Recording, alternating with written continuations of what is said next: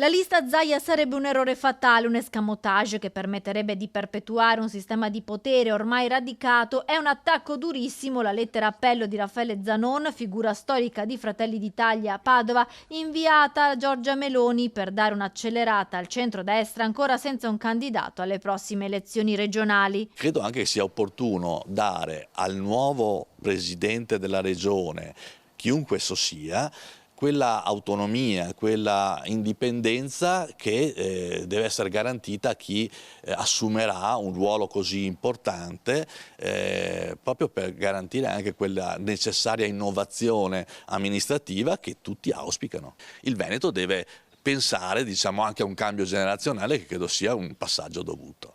Un governo di 15 anni con luci e molte ombre, soprattutto in sanità, prosegue Zanon nella sua lettera, che sembra interpretare quello che molti pensano ma nessuno ha mai avuto il coraggio di dire. La macchina di Zaia ha dimostrato luci e ombre, in particolare sui temi della sanità, del sociale, delle infrastrutture, del rapporto con i corpi sociali. Ecco, non sempre la regione è stata permeabile nei confronti di tante sollecitazioni che sono arrivate anche dal mondo produttivo. Quindi io credo che sia necessario che il nuovo candidato possa proporre nella campagna elettorale le sue sintesi anche per dare quelle risposte a un Veneto che deve continuare ad essere protagonista nel nostro futuro. L'assenza di un candidato sta producendo in Veneto un'aria di noia e stanchezza, di disincanto e sfiducia verso il centrodestra. Parole amare quelle scelte da Zanon, che sottolinea come la regione possa essere tranquillamente guidata da una leadership di Fratelli d'Italia. Nella lettera in chiusura, Zanon, che parla come presidente di Confimi Industria,